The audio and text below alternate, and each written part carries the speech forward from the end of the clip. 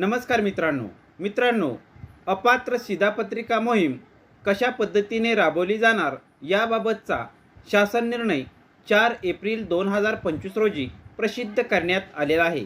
आपण GR मध्ये काय माहिती आहे ही सविस्तरपणे पाहणार आहोत। नमस्कार, मी आहे सचिन धोंडे आणि तुम्ही पाहत आहात माय बोली मराठी यूट्यूब चॅनल। चला तर मग वेळ न घालवता व्हिडिओ सुरू करूया। अपात्र शिधापत्रिका मोहीम राबवण्याबाबत अशा प्रकारचा GR 4 एप्रिल 2025 रोजी प्रसिद्ध करण्यात आलेला आहे। काय आहे GR आपण सविस्तरपणे पाहूया।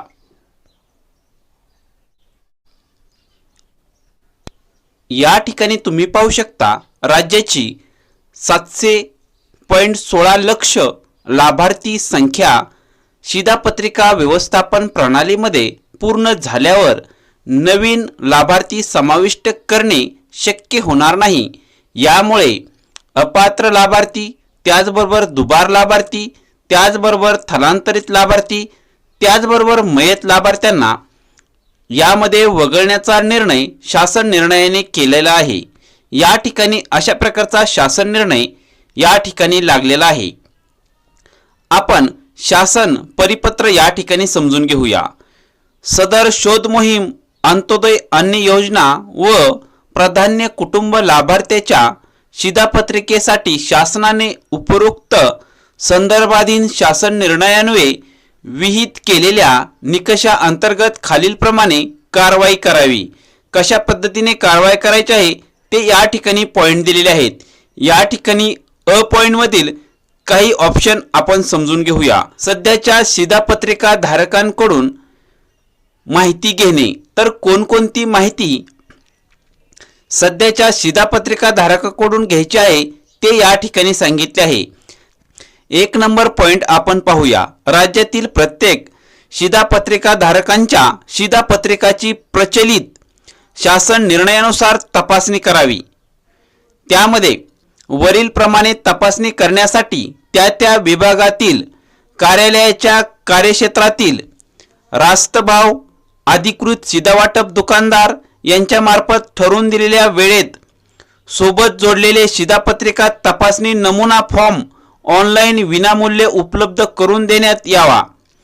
एक फॉर्म आहे तो GRच्या शेवटी दाखवलेला आहे। तो फॉर्म भरून स्वस्त धान्य दुकानदाराकडे जमा करायचा आहे किंवा संबंधित अधिकाऱ्याकडे जमा करायचा आहे। या ठिकाणी अशा प्रकारे माहिती सांगितलेली आहे। रास्तभाव दुकानदार अधिकृत शिधावाटप दुकानदार यांनी संबंधित रास्तभाव दुकानास जोडलेल्या शिधापत्रिका धारकाकडून माहिती भरलेले फॉर्म सोबत जोडलेल्या हमीपत्रासह स्वीकृत करून अर्जदारास स्वाक्षरी व दिनांकासह पोहोच देण्यात यावी।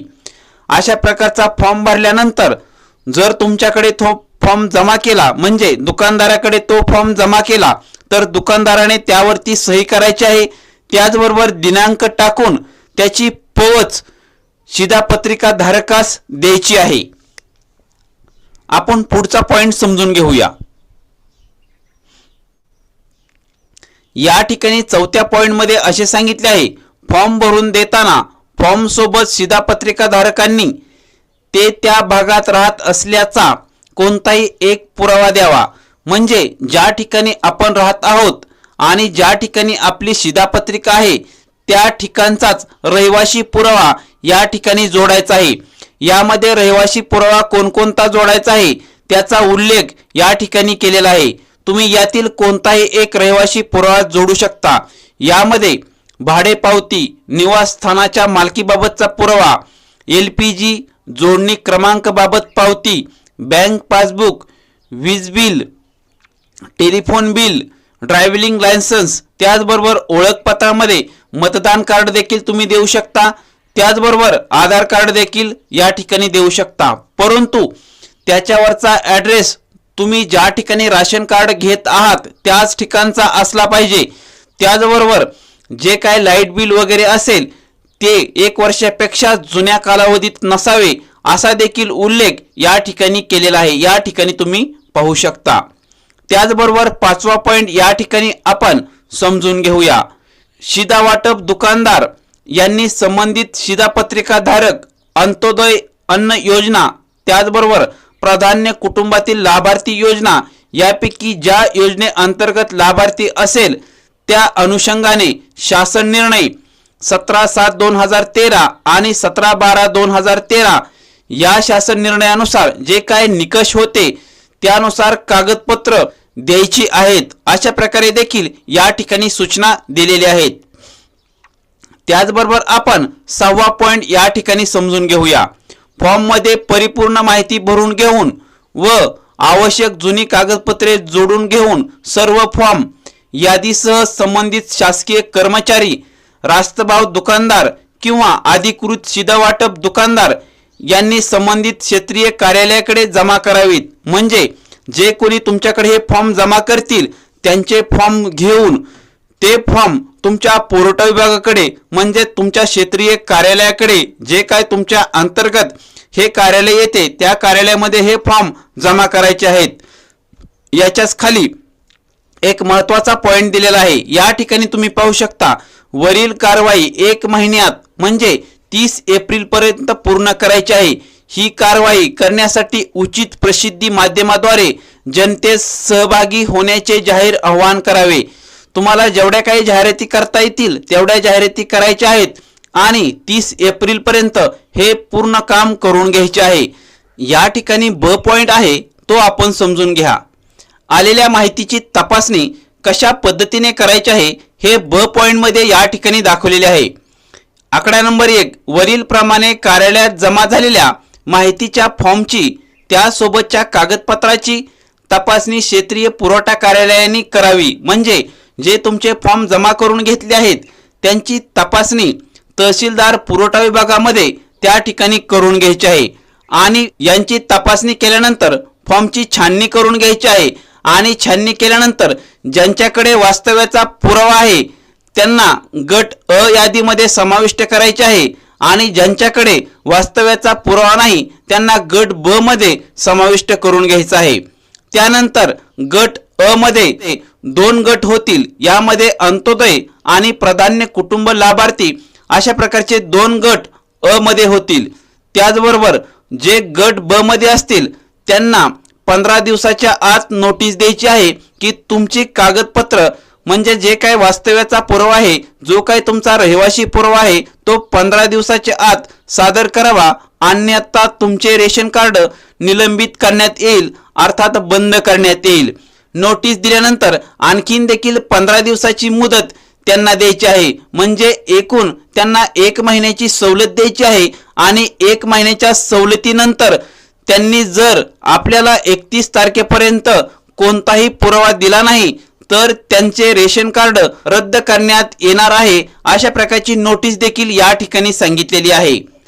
1 महिन्यानंतर जर त्यांनी कोणताही वास्तव्याचा पुरावा दिला नाही अर्थात रहिवासी कोणताही दाखला दिला नाही किंवा कोणतेही कागदपत्र दिले नाही तर मात्र त्यांची शिधापत्रिका रद्द करण्यात यावी अशा प्रकारचे निर्देश या शासन निर्णयामध्ये दिलेले आहेत। आता क पॉइंट मध्ये काही महत्त्वाची माहिती आहे ती आपण समजून घेऊया। वरील अ व ब प्रमाणे कारवाई करताना घेवायची दक्षता। तर कोणकोणती दक्षता घ्यायची ते या ठिकाणी सांगितलेले आहे। या ठिकाणी तुम्ही पाहू शकता आकडा नंबर 1 शिधापत्रिकेची तपासणी करताना एका कुटुंबात व एका पत्त्यावर 2 शिधापत्रिका दिल्या जाणार नाहीत याची दक्षता घेण्यात यावी।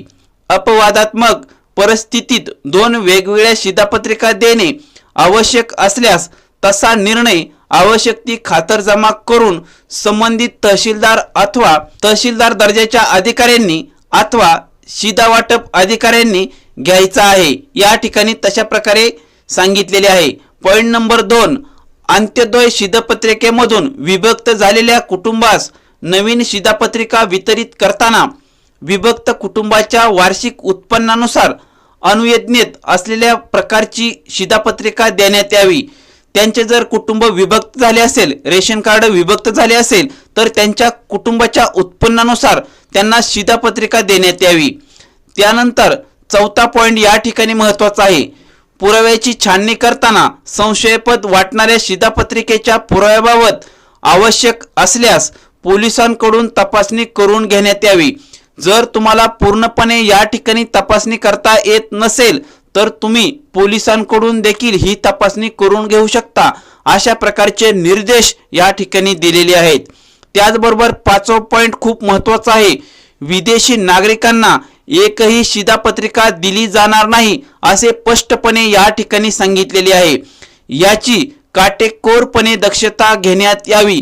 विदेशी कोणी नागरिक असेल आणि त्यांना जर कोणती शिधापत्रिका दिलेली असेल तर त्यांनी त्वरित आपली शिधापत्रिका सिलेंडर करा, अर्थात आपली शिधापत्रिका रद्द करून घ्या, किंवा तुम्ही ऑनलाईन पद्धतीने देखील शिधापत्रिका तुम्ही रद्द करू शकता. त्यासाठी तुमच्या मोबाईलमध्ये मेरा राशन 2.0 अशा प्रकारचे ॲप डाउनलोड करून घ्या आणि त्यामध्ये शिधापत्रिका तुम्ही रद्द करू शकता असा एक ऑप्शन आहे. म्हणजेच सिलेंडर रेशन कार्ड अशा प्रकारचा एक ऑप्शन आहे. तो ऑप्शन वापरून तुम्ही तुमची शिधापत्रिका रद्द करू शकता. आता आपण पुढील पॉइंट महत्त्वाचे जे काय आहेत ते समजून घेऊया. या ठिकाणी तुम्ही पाहू शकता, वरील प्रमाणे शिधापत्रिकाची तपासणी करताना ज्या शासकीय किंवा निमशासकीय कार्यालयातील खाजगी कंपन्यातील कर्मचारी अथवा कामगार यांचे ज्ञात वार्षिक उत्पन्न 1 लाखापेक्षा जास्त असेल अशा कर्मचाऱ्याकडे पिवळी किंवा केसरी शिधापत्रिका असेल तर ती शिधापत्रिका तत्काळ अपात्र ठरून रद्द करण्यात यावी. अशा प्रकारची उत्पन्न जर तुमचे 1 लाखाच्या पुढे असेल तर मात्र त्यांची शिधापत्रिका रद्द करण्यात यावी. अशा प्रकारचे देखील निर्देश या ठिकाणी दिलेले आहेत. त्याबरोबर त्यांना वेगळी शिधापत्रिका देण्याचे आदेश देखील या ठिकाणी दिलेले आहेत. सदर शोध मोहीम अंतर्गत शिधापत्रिका देताना गृह भेटी करणे अनिवार्य राहील. तुम्ही ज्यावेळेस शिधापत्रिका देत आहात त्यावेळेस तुम्हाला प्रत्यक्ष गृह भेट घ्यायची आहे, म्हणजे घरी जायचं आहे, त्यांची पूर्ण परिस्थिती पाहायची आहे आणि त्यानुसार त्यांना ठरवायचे आहे की त्यांना कोणती शिधापत्रिका देण्यात येणार आहे. यानुसार अधिकाऱ्यांनी कर्मचाऱ्यांनी पूर्णपणे काम करायचे आहे. अशा प्रकारची अपडेट या ठिकाणी दिलेली आहे. यानंतर पॉइंट 3 आपण समजून घेऊया. या ठिकाणी शोध मोहीम विशेषतः शहरी भागात विदेशी नागरिकांच्या शिधापत्रिका शोधून त्या रद्द करण्याची कारवाई करण्यात यावी. विदेशी नागरिकांच्या शिधापत्रिकाचा शोध घेताना आवश्यकतेनुसार पोलीस यंत्रणेची मदत घेण्यात यावी. जर तुम्हाला असे शिधापत्रिकाधारक सापडत नसतील तर तुम्ही पोलिसांचा देखील या ठिकाणी उपयोग करू शकता किंवा त्यांची मदत घेऊ शकता. त्याचप्रमाणे दुबार रेशन कार्ड, अस्तित्वात नसलेले व्यक्ती, त्याचबरोबर मयत व्यक्ती या सर्व लाभार्थ्यांना वगळण्यात यावे. विदेशी नागरिकांची शिधापत्रिका तर रद्दच करायची आहे, परंतु ज्यांच्याकडे दुबार म्हणजे 2 रेशन कार्ड आहेत त्यांचे देखील रद्द करायचे आहे. त्याचबरोबर अस्तित्वात नसलेल्या व्यक्ती म्हणजे ज्या व्यक्तीच नाहीत आणि त्यांची नावे रेशन कार्डवरती आहेत अशा देखील शिधापत्रिका रद्द करायच्या आहेत. त्याचबरोबर मयत व्यक्ती ज्या मृत पावलेल्या व्यक्ती आहेत आणि त्यांची नावे ऑनलाईन अनेक देखील आहेत त्यांची देखील नावे काढून टाकण्याचे आदेश या ठिकाणी दिलेले आहेत. आता आपण पॉइंट 4 समजून घेऊया. शिधापत्रिका चुकीच्या पद्धतीने वितरित केली असेल व त्यास शासकीय अधिकारी अथवा कर्मचारी जबाबदार असल्यास संबंधिताविरुद्ध नियमानुसार कारवाई करण्यात यावी व त्याबाबतची माहिती शासनास सादर करावी. असे जर आढळून आल्यास त्यामध्ये शासनाचा कर्मचारी किंवा अधिकारी जर आढळून आल्यास त्याच्यावर देखील कारवाई होणार आहे. यासाठी खूप सक्तीनं या ठिकाणी नियमाचे पालन करायचे आहे. आपण पुढील महत्त्वाचे पॉइंट समजून घेऊया. या ठिकाणी पुढचा 5वा पॉइंट महत्त्वाचा आहे. या ठिकाणी जिल्हा पुरवठा अधिकारी त्याचबरोबर अन्नधान्य वितरण अधिकारी यांनी त्यांना प्राप्त झालेले अर्ज व त्यांनी त्यांच्या अधीनस्थ कार्यालयांना वितरित केलेले अर्ज तसेच शिधापत्रिका धारकांना वितरित केलेले अर्ज व शिधापत्रिका धारकांकडून माहिती भरून प्राप्त झालेले अर्ज यांचा ताळमेळ ठेवावा. त्याचबरोबर 6वा पॉइंट या ठिकाणी आहे. वरील प्रमाणे राज्यात अपात्र शिधापत्रिकाची विशेष शोध मोहीम दरवर्षी नेमून दिलेल्या कालावधीत राबवण्यात यावी. म्हणजे ही मोहीम फक्त याच वर्षासाठी नाही तर यापुढील प्रत्येक वर्षासाठी अशा प्रकारची शोध मोहीम एप्रिल महिन्यामध्ये होईल. या ठिकाणी अशा प्रकारचे देखील ह्या GR मध्ये माहिती दिलेली आहे. या मोहिमेअंतर्गत अपात्र आढळून येणाऱ्या शिधापत्रिका रद्द करण्यात याव्यात व त्या प्रमाणात रास्तभाव दुकानदाराकडील नियतन तत्काळ कमी करण्यात यावे. अपात्र शिधापत्रिकाचा शोध मोहिमेचा अहवाल खालील विवरणपत्रामध्ये दरवर्षी दिनांक 15 जून पर्यंत शासनास सादर करण्यात यावा. म्हणजे ही मोहीम दरवर्षी करायची आहे आणि त्याचा रिपोर्ट 15 जून पर्यंत या ठिकाणी शासनास सादर करायचा आहे. आपण पुढे काय महत्त्वाचे पॉइंट आहे ते आपण समजून घेऊया. या ठिकाणी पाहू शकता, अपात्र शिधापत्रिका मोहिमेमध्ये लाभार्थ्याकडून भरून घ्यावयाची तपासणी फॉर्मचा नमुना सोबत जोडला आहे. सदर तपासणी फॉर्म लाभार्थी कुटुंबाकडून भरून घेण्यात यावेत. राष्ट्रीय अन्न सुरक्षा अधिनियम 2013 अंतर्गत पात्र लाभार्थ्याची निवड करताना विचारात घेवायच्या शिधापत्रिकाबाबत शासन निर्णय दिनांक 15/9/2021 अन्वये सुस्पष्ट सूचना देण्यात आल्या आहेत. त्यानुसार त्या शासन निर्णयासोबत जोडलेले हमीपत्र व सोबत जोडलेला तपासणी फॉर्म राष्ट्रीय सुरक्षा योजनेत समाविष्ट झालेल्या व होऊ इच्छिणाऱ्या सर्व लाभार्थ्यांकडून भरून घेण्यात यावा.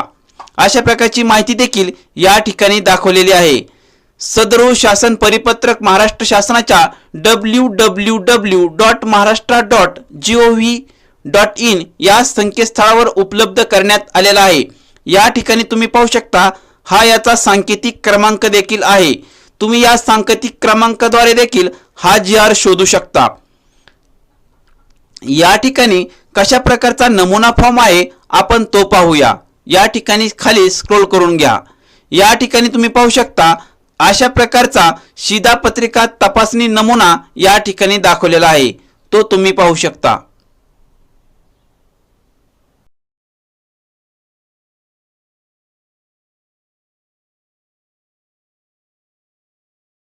त्याचबरोबर जी पोचपावती द्यायची आहे ती पोचपावती देखील या ठिकाणी दाखवलेली आहे. तुम्ही ती पाहू शकता.